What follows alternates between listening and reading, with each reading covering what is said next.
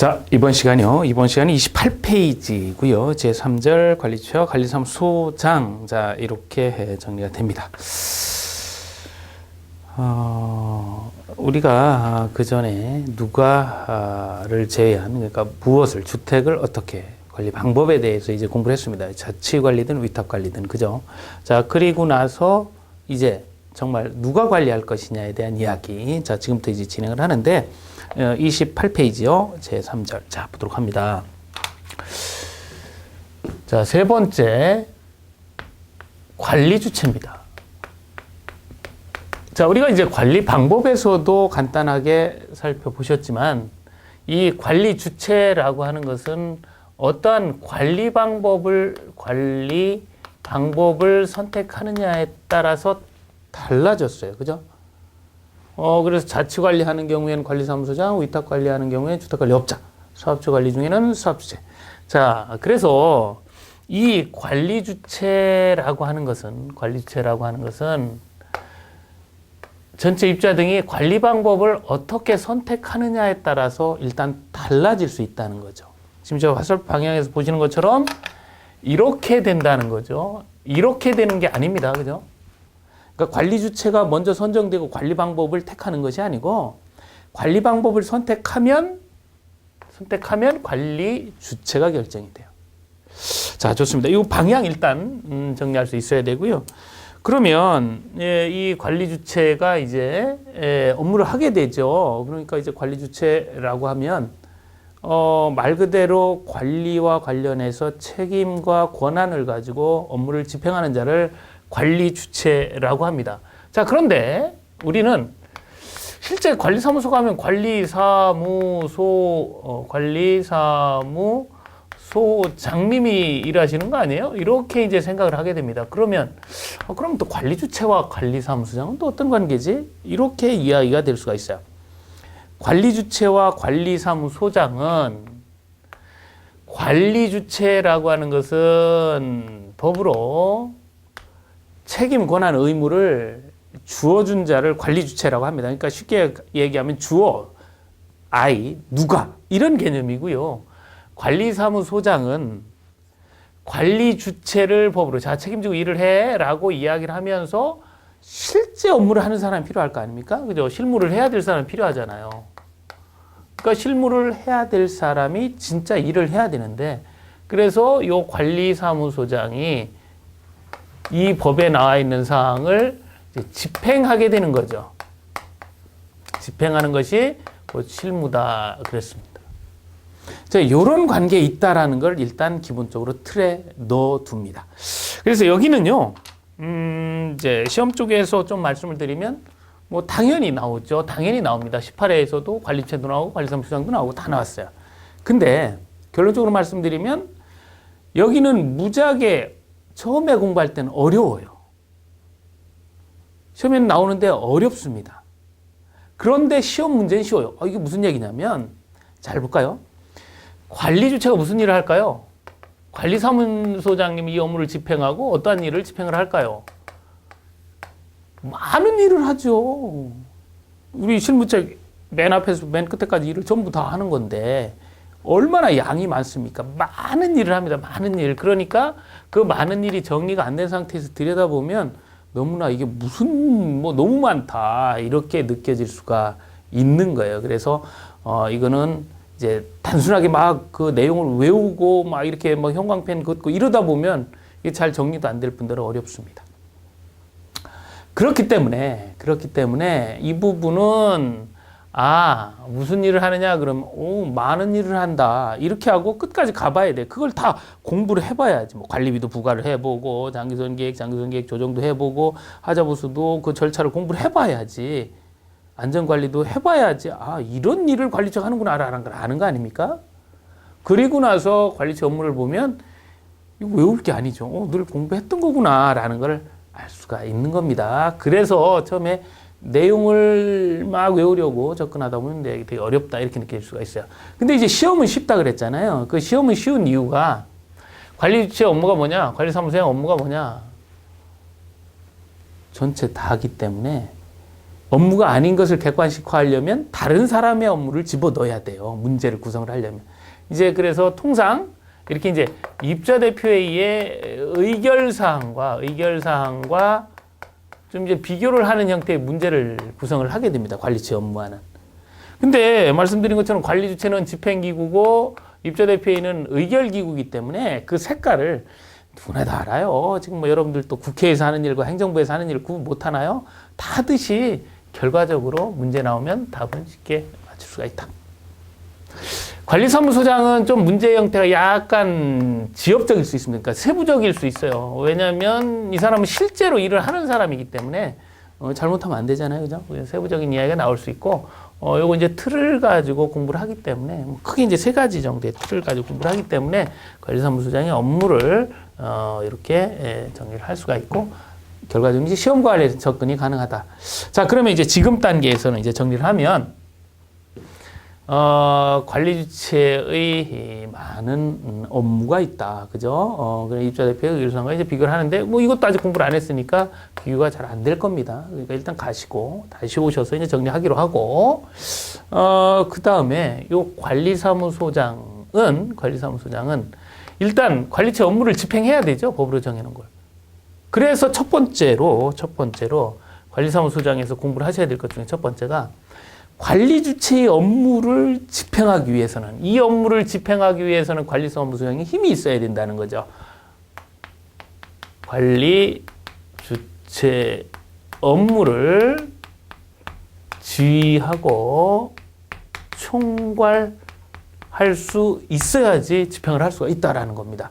그래서 요거 하나 정리를 하시고 갑니다. 왜 이 말씀을 드리냐면, 우리가 이제 관리 주체 하게 되면 위탁 관리 하나 가지고 얘기를 할까요? 위탁 관리를 하고 있다 그러면 관리 주체 그러면 누구예요? 주택관리업자 아닙니까? 그러면 주택관리업자라고 하면 이제 사장이에요. 주택관리회사 사장. 그러면 관리사무소장님이 사장님을 지휘 총괄하나요? 아니잖아요. 이 사람의 인사권을 가지고 있잖아요.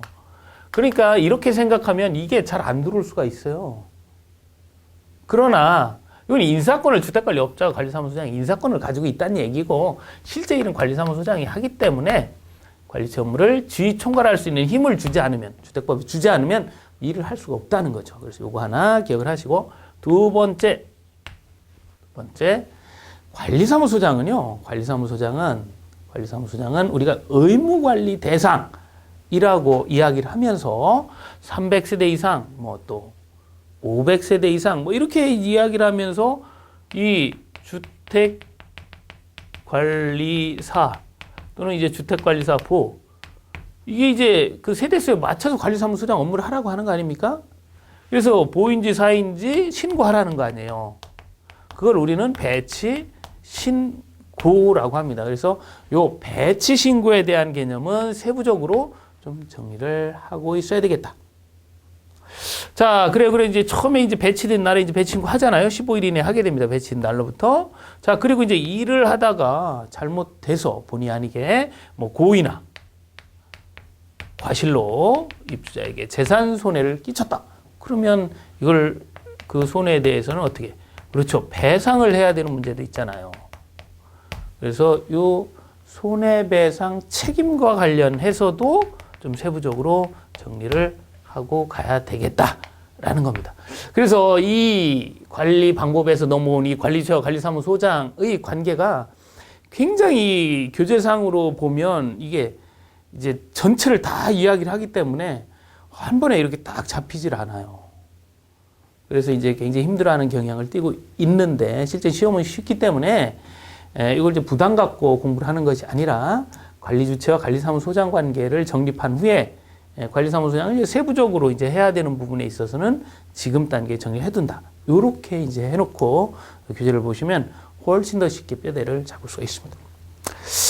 자, 28페이지 보시면 관리 주체에 돼 있고요. 교재 내용 보도록 하죠. 거기 보시면 관리 주체의 정의를 내릴 때 네 가지로 이렇게 이야기를 하면서 이 네 가지는 이 관리 방법 네 가지에서 나온 거다라는 거죠.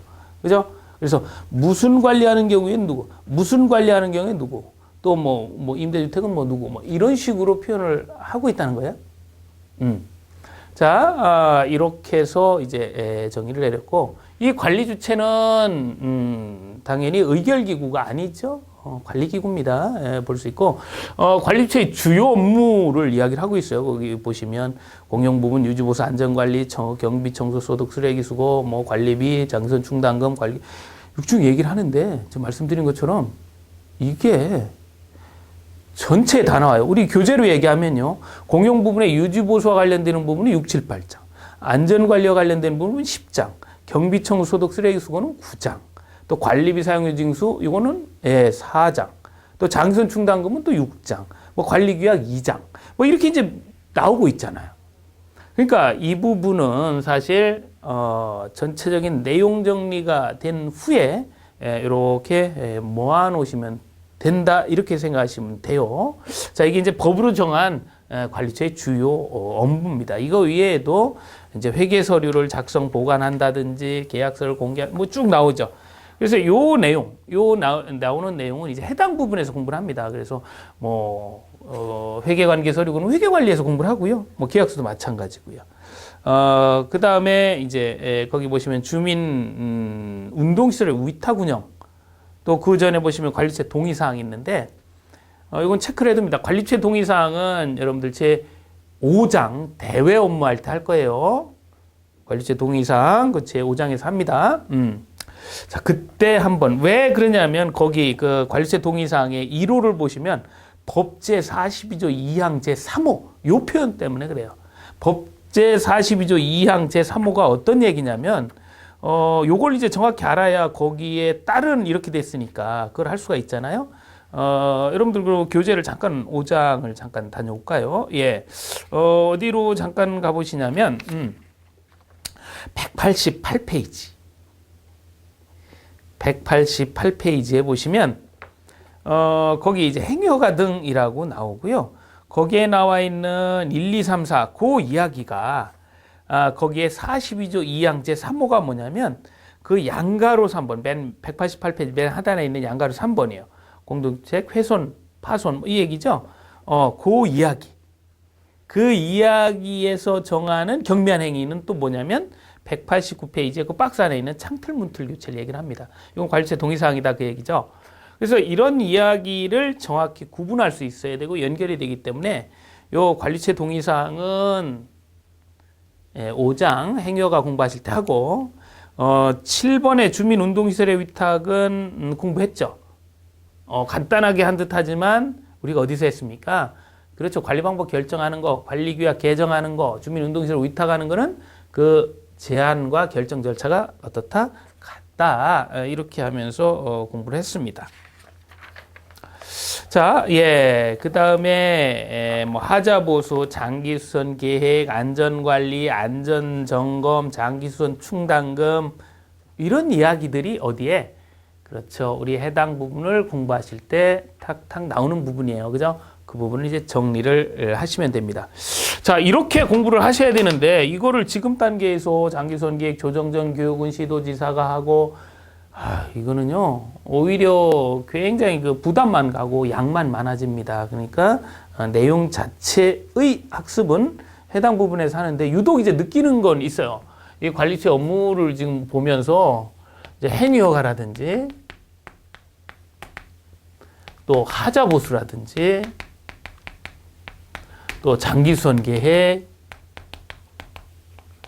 장기수선 충당금 마찬가지죠. 또 안전관리, 이러한 부분이 관리 주체의 업무와 아주 밀접성을 가지고 있지 않습니까?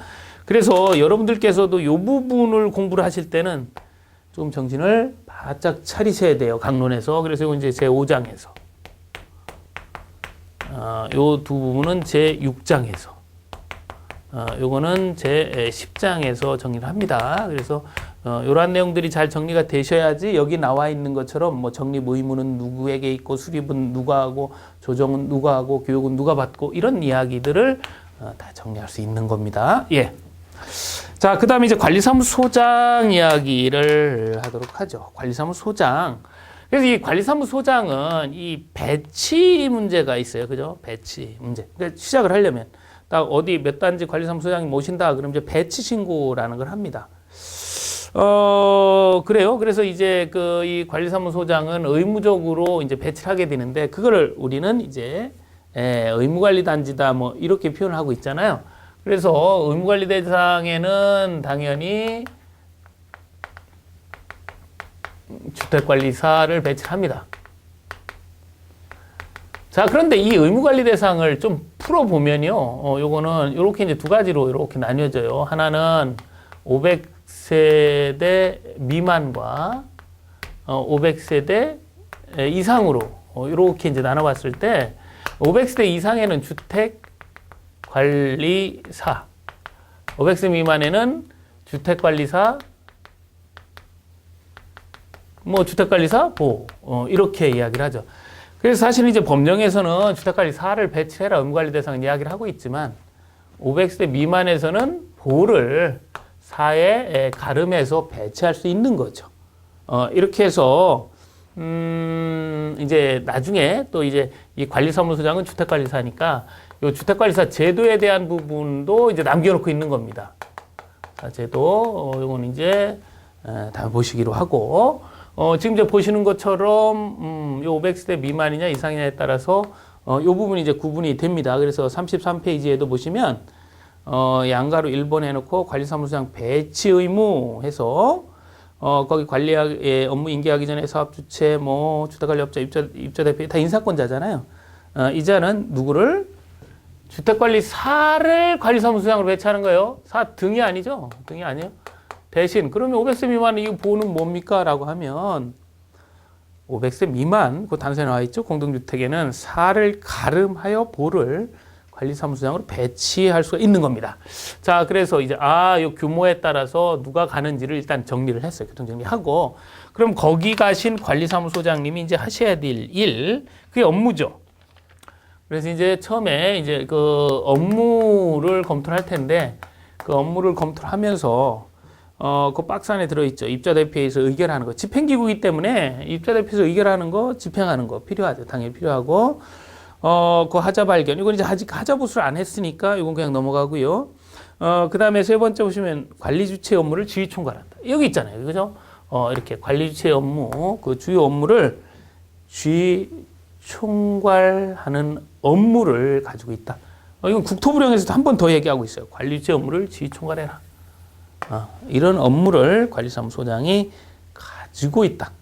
물론 그 뒤에 뭐 안전관리계획, 하자, 장소충당 또 나오지만 그 얘기는 다 이쪽에서 또 공부를 하는 거잖아요. 그죠?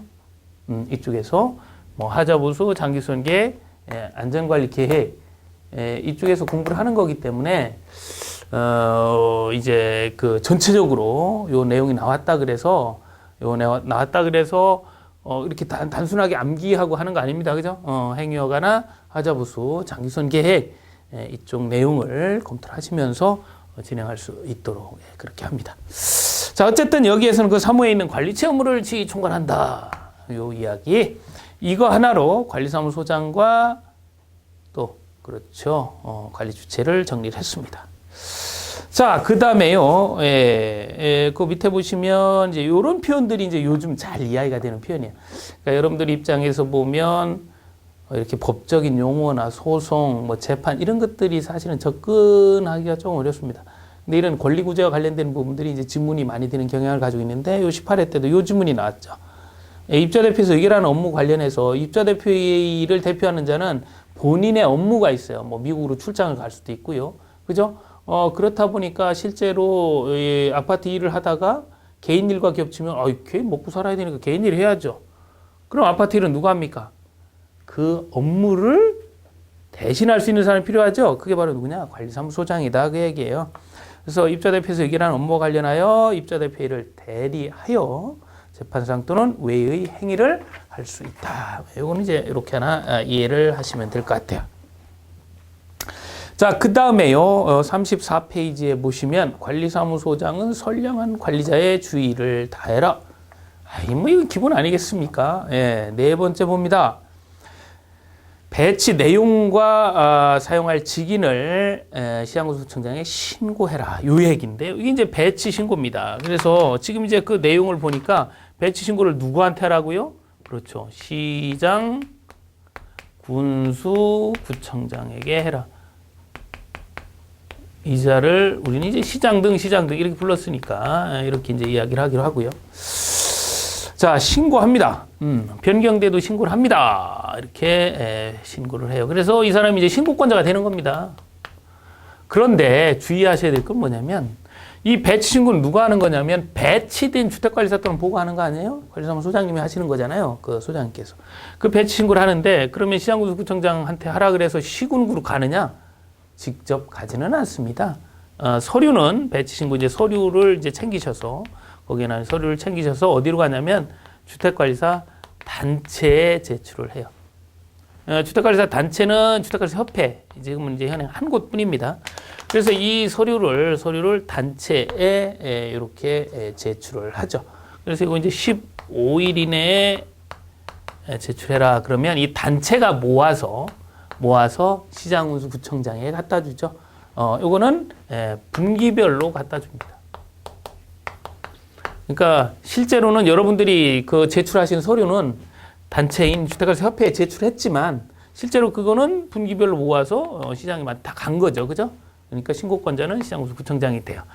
그래서 이제 이 표현을 시장군수구청장에게 제출해야 한다. 그러면 안 돼요. 제출은 단체하고요. 시장군수구청장에게 신고해야 한다. 이건 맞아요. 서류를 비록 단체에 줬지만 그게 결국 분기별로 모아서 일로 갔잖아요. 그죠? 이렇게 정리할 수 있어야 돼. 어떤 서류를 제출하는지 그 서류를 조금 들여다보면, 여기 있죠, 서류를 조금 들여다보면, 우선 이제 사인지 보인지 이거 제일 신경 쓸 거예요. 왜냐면 이게 의무관리 대상이냐 아니냐에 따라서, 여기 500세 미만 이상에 따라서 이게 달라질 수 있으니까 살까? 볼까? 이게 궁금해요. 그래서 그거는 이제 여러분들 보시면 3호에 나와 있는 겁니다. 이게 사냐, 보냐, 이런 얘기. 또 하나는 뭐냐면 교육이에요, 교육. 교육을 이제 별도로 이제 말씀을 드리겠지만, 이 교육은 배치된 날로부터 1년 이내에 교육을 받아야 되거든요. 안 받으면 500만 원 과태료예요. 그러면 실제 받았느냐, 안 받았느냐, 그걸 시장군수구청장이 알아야 교육을 받아라, 말아라. 과태료를 부과하든 말든 할 때 시도자한테 얘기를 할 거 아니에요. 그죠? 그래서 서류에 이 교육, 또 이건 아까 보냐, 사냐, 자격증, 합격증 이런 거 이런 것들이 이제 기본적인 서류로 또 필요하고 또 어떤 서류가 필요하냐면 정말 중요한 서류 중에 하나인데 이 손해배상 책임이 있어요. 그래서 이 손해배상 책임을 보장하는 서류. 그러니까 이제 무슨 말씀이냐면 내가 이제 배치된 날에 이제 이렇게 손해배상 책임을 하거든요. 그러면 그 금액을, 일정 금액을 이제 이렇게 이제 세 가지 형태로 보증보험, 증권, 또 공탁, 이런, 보증보험이나, 공제, 공탁, 또는 이제, 이런 부분, 그 보증보험, 공제, 공탁. 이런 방법으로, 나는, 이 손해에 대해서 보장이 돼 있다라고 하는, 이러한 보장을 하게끔 되어 있고, 이 보장과 관련된 서류, 이 보장 서류도, 이렇게, 제출했다라고 하는 그 보장 서류도, 이렇게, 배치 신고할 때 제출하라는 거죠. 그래서 전반적으로, 이렇게 처음에 정확하게 제대로 들어왔다, 교육을 난 받았다, 안 받았다, 일하다 잘못되면 손해 이렇게 보장할 거다. 이런 서류들을 배치 신고하면서 단체에 제출하도록 하고 있죠. 그러면 이제 시장군수구청장은 그럼 교육 안 받았는지에 따라서 뭐 교육 통보라든지 이런 이제 업무를 하게 되고 보호가 사했는데 왔다. 그럼 그에 따른 행정처분을 또 할 수도 있고 뭐 이런 부분들을 이제 진행할 수 있는 겁니다. 자, 이렇게 이제 보셨고요. 그 다음에 손해배상 책임 보시면 아까 이제 배치된 날에 이런 서류 제출해야 된다 그랬어요. 그럼 이제 얼마의 금액으로 하냐면, 이거 이제 구분을 해서 5천만 원짜리가 있고요. 3천만 원짜리가 있는데, 이거는 세대수에 따라서 구분합니다. 그래서, 이렇게 이제 500세대 이상은요, 5천만 원. 500세대 이상은 5천만 원. 300세대, 그러니까 500세 미만이 되겠죠. 500세대 미만은 3천만 원을 해요. 그러니까 이건 이제 중요한 건 뭐냐면, 보는 뭐 3천만 원, 사는 5천만 원 이게 아니고, 뭐, 사가 조그만 데 갈 수도 있으니까, 이렇게 지금 말씀드린 것처럼 세대가 얼마냐에 따라 500세 기준으로 해서 5천만 원, 3천만 원에 요 세 가지 중에 하나를 선택을 해서, 요 이제 배치된 날에, 뭐 입주자대표가 있으면 입주자대표를 대표하는 자, 없으면 시장군수구청장, 또 임대주택 임대사업자에게 이렇게 제출을 하도록 되어 있어요. 이것도. 그래서 그 이야기가 34페이지에 나오죠. 손해배상 책임 하면서 첫 번째, 고의 또는 과실로라는 표현이 나오죠. 그죠? 고의 또는 과실로 문제가 있다 그러면 이제 제출해라. 그래서 2번에 보시면 세대수 구분해서 5천, 3천, 그죠? 사보 구분 안 합니다. 이건 좀 주의하셔야 되고, 그 다음에 세 번째 보시면 보증보험 공제, 공탁한 서류를 언제, 이게 이제 중요해요. 많이 이제 틀리기 쉬운 건데, 배치된 날에, 이거 배치된 날이 언제예요? 첫 출근하는 날 아닙니까? 그러니까 첫 출근하는 날 다른 건 몰라도 이 서류는 가져가야 돼. 너무 이거 과한 거 아니냐? 이 생각을 해보십시오. 첫날 가가지고 싹 해먹고 딱 이게 좀 표현이 좀 그런가요? 뭐, 어쨌든, 이게 첫날부터 문제가 생길 수 있죠. 고의 과실의 문제는. 그죠? 그러니까 첫날부터 보증이 돼요. 마치 뭐 화재보험이나 자동차 종합보험처럼, 그죠? 종합보험 가입 안 된 자동차 이거, 불안하잖아요. 차가 출고되면 바로 하듯이, 그렇게 배치된 날에 한다는 거. 이걸 좀 하나, 기억을 해둡니다. 그래서 그 서류를 35페이지에 보시는 것처럼, 입주자 대표회의를 대표하는 자. 입주자 대표에 있는 경우는 뭐 이렇게 하죠. 대표하는 자 이렇게 표현하고 있는데 뭐 회장이든 아니면 회장 요거다 그러면 아무튼 대표하는 자가 있을 거예요. 그죠? 그 대표하는 자에 제출하고요. 그다음에 임대주택은 임대사업자나 또 입주자 대표가 없다 하게 되면 시장군수 구청장에게 이렇게 이제 처음에 그죠? 초기에 하는 경우에 처음에도 사고가 날 수 있잖아요. 입주자 대표가 아직 구성이 안 됐다. 그러면 시장군수 구청장에 제출하시면 되죠. 그리고 네 번째 보시면 사임하거나 해임 또는 사망한 날로부터 3년이죠. 그러니까 이 책임 관련해서는 3년간 회수가 안 되기 때문에 좀 뭐 깁니다. 그죠? 이제 정리할 수 있고 보증 설정 변경. 그러니까 뭐 보증보험 했다 공제할 수도 있고 공제했다 공탁할 수도 있고 뭐 이렇게 뭐 변경할 수도 있잖아요. 그죠? 이런 변경은 이런 그 보증 설정의 변경은 효력이 있다 그러면 그 기간만큼 변경이 가능해요. 그리고 뭐 예를 들어 보증보험이든 뭐 또 마찬가지입니다. 기간이 딱 만료가 되면 다시 또 해야 되죠. 자, 그 다음에 그 7번 보시면 만약에 이제 공탁을 했는데 손해배상을 했다. 그럼 이제 공탁금에서 빼갈 거 아닙니까? 그러고 나면 부족된 부분이 있을 거예요. 그죠?